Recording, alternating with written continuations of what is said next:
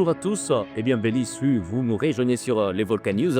Il est temps de vous mettre au parfait de l'actualité. Voici le titre du journal.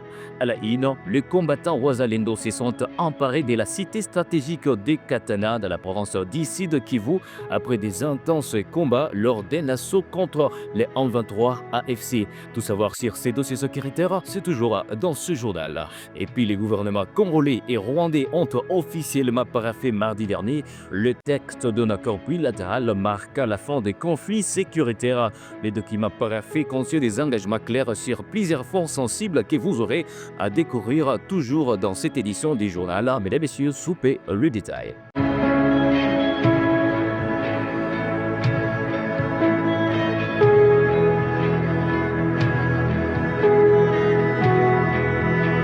La cité stratégique de Katana, au site Kivu situé à environ 45 km au nord de Bukavu, est désormais sous contrôle des éléments Wazalendo après un assaut de grande envergure lancé mercredi dernier contre les positions tenues par les éléments de l'AFC M23. Suivez.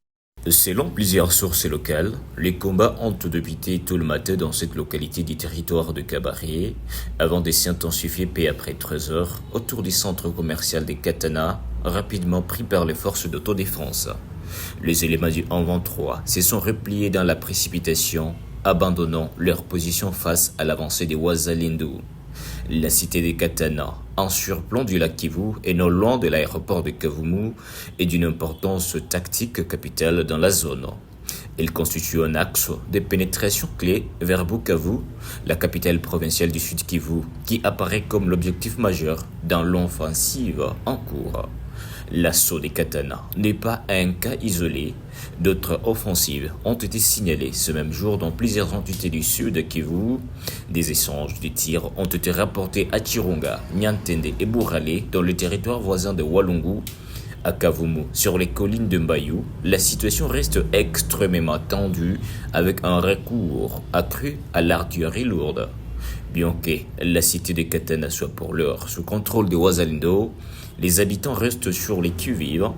Des sources sécuritaires redoutent une contre-offensive des M23 AFC, connue pour ses mouvements rapides et ses capacités de repli stratégique.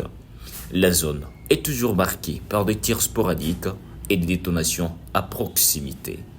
Des mouvements des populations ont été signalés vers les localités plus au sud, alors que des familles fuient les combats en direction de Bukavu. Les structures humanitaires sur place alertent sur une situation d'urgence avec un accès limité pour les secours en raison de l'insécurité et des routes partiellement coupées. Joli coup de filet pour les services de sécurité en province de l'Ituri. Le 17 juin 2025, après une journée tendue, les forces armées de la République démocratique du Congo ont annoncé avoir tué 5 éléments de la Convention pour la Révolution populaire, CRP, puis récupérer leurs armes et munitions. Détail. De la République démocratique du Congo informe l'opinion nationale et internationale qu'une patrouille offensive lancée dans le village Nogo, situé dans la chefferie de Baé-Manor, dans le territoire de Djougou, a permis d'enregistrer le résultat significatif dans le cadre des opérations de sécurisation de la zone. Les forces armées ont neutralisé plus de 5 éléments appartenant au groupe armé CRP de Thomas Lubanga, allié du M23, capturé 5 autres et récupéré plusieurs armes de guerre, donc le fusil d'assaut et de munitions. Le commandant des opérations et gouverneur militaire de la province de l'Ituri, lieutenant-général Luboyanka Chamadjoni, salue le professionnalisme et le courage de ces hommes et les encourage à poursuivre sans relâche ses ennemis de la paix afin de le mettre définitivement hors d'état de nuire. Par ailleurs, les forces armées de la République démocratique du Congo, en Ituri, sous le commandement du gouverneur militaire et commandant des opérations, lieutenant-général Luboya, lance un appel pressant à tous les éléments de CRP, encore avec de prétentions de déstabiliser la région laquiste, à se rendre sans condition. À défaut, ils s'exposent à une riposte ferme des forces loyalistes. Le temps du pardon reste encore ouvert, Mais la tolérance zéro envers les ennemis de la paix demeure de rigueur. La ville de Goma, capitale provinciale du Nord Kivu, sous administration du 123 AFC depuis fin janvier 2025, traverse une nouvelle vague d'insécurité préoccupante. Une fusillade survenue le mercredi soir dans le quartier Kishiro a grièvement blessé un homme d'environ 60 ans d'âge. La scène s'est déroulée aux abords des usines de Matela Mbizafom aux alentours des 19h30 minutes. Détail. Selon des témoins, la victime, un père de famille, a été touché par balle alors qu'il s'est trouvé à proximité de son domicile. Il a été évacué d'urgence vers une structure hospitalière de la ville. Les auteurs de coups de feu restent inconnus pour l'instant. La veille, mardi 17 juin, plusieurs braquages à main armée ont été remportés dans différentes zones de la commune de Karisimbi et de Goma. En plein jour, des hommes armés ont pris pour cible un dépôt de vente des produits brassicoles ainsi qu'un point de transfert d'argent situé dans un lieu populaire connu sous le nom de chez Maman Gouverneur. Des tirs nourris ont été entendus, provoquant la panique générale dans les rues adjacentes. Heureusement, aucune perte de vie n'a été enregistrée au cours de cette première attaque. Dans la soirée du même jour, peu après 18h, une autre boutique familiale surnommée chez Kassé, située non loin de Carmela Katindo, a été violemment braquée. Des biens de valeur ainsi qu'une somme importante d'argent ont été emportés par les assaillants qui ont pris fuite avant l'arrivée des tout renforts. Les commerçants et les habitants du centre-ville dénoncent l'augmentation des actes de criminalité depuis plusieurs semaines dans une ville où l'administration du M23 AFC peine à restaurer un ordre sécuritaire stable. Face à cette multiplication de violences armées, la peur s'installe. Les habitants redoutent de sortir à la tombée de la nuit et signalent une présence quasi inexistante de forces de sécurité dans plusieurs quartiers sensibles. À Keshero, Katindo, Katoi ou encore Majingo, les braquages, vols ciblés et agressions nocturnes se multiplient. Une grande parade solennelle à l'honneur des recrues de la brigade Tigre, marquant la fin de leur formation avant leur déploiement, a été présidée par le commandant du centre d'instruction de Moura à Dikassi, le colonel Zanzate Semba Médard. Reportage.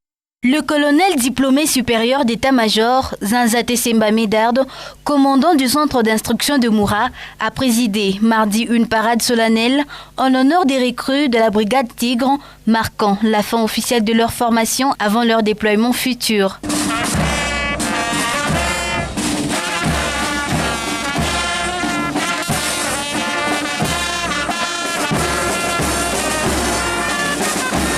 Au cours de cette cérémonie empreinte de discipline et de ferveur militaire, le colonel a procédé à la remise des nouvelles tenues aux recrues, les félicitant pour leur endurance exemplaire, leur sens de l'écoute et leur engagement. 13 heures debout sans relâche, c'est la marque des vrais soldats, a-t-il déclaré, saluant la détermination affichée tout au long de leur parcours.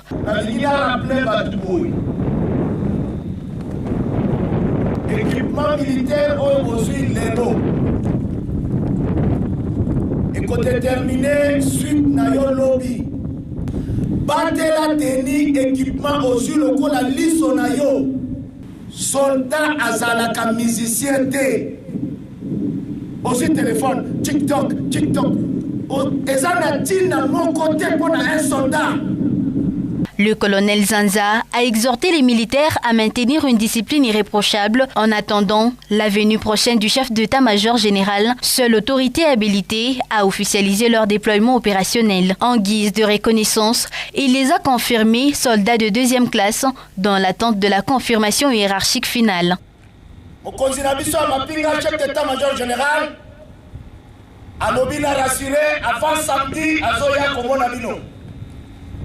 Pour préparer bino ba oyo bakozala prêt pour na kopesa mission oyo mboka etindaki bino a na yango lokola bolakisi mwa discipline namoni contrat oyo tosololaki na tongo ebandi kokokisama. Par conséquent na déclaré bino à partir ya sikoyo soldat de deuxième classe.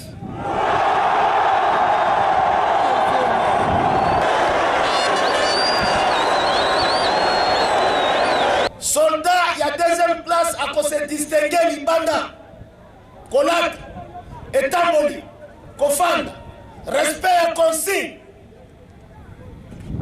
parce que azali lisusu likili te ayebi règlement. Est-ce que toyokani? Alors to signer contrat na biso bien, to respecter yango jusqu'à ce que mokonzi aya a annoncé départ na bino officiellement. Toyokani? Batela équipement oyo bapesi yo lokola liso oyo nakokuta yindi équipement moninga na ye ndako na yo ezali prison. La parade s'est clôturée dans une ambiance de liesse marquée par des chants militaires, des danses et une démonstration de cohésion de groupe, soulignant le moral élevé des troupes.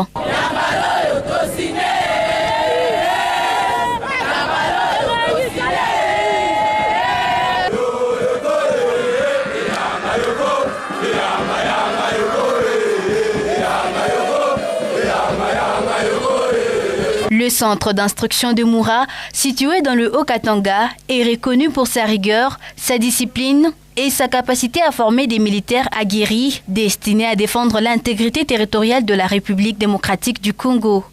Le gouvernement du Rwanda et celui de la République démocratique du Congo ont officiellement paraphé mardi dernier le texte d'accord de paix bilatéral marquant ainsi la fin de plusieurs années de tensions et de conflits armés entre les deux voisins. L'annonce a été faite par le département d'État américain dans un communiqué conjoint. Suivez. L'accord sera signé formellement le 27 juin lors d'une réunion ministérielle à laquelle participeront les ministres des Affaires étrangères des deux pays en présence du secrétaire d'État américain adjoint aux Affaires africaines, secrétaire d'État Rubio. Les documents paraphés contiennent des engagements clairs sur plusieurs fronts sensibles. Respect de l'intégrité territoriale de chaque pays, cessation immédiate des hostilités, des engagements progressifs des troupes, désarmement des groupes armés non étatiques et surtout une intégration conditionnelle de ces groupes dans le cadre d'un programme structuré.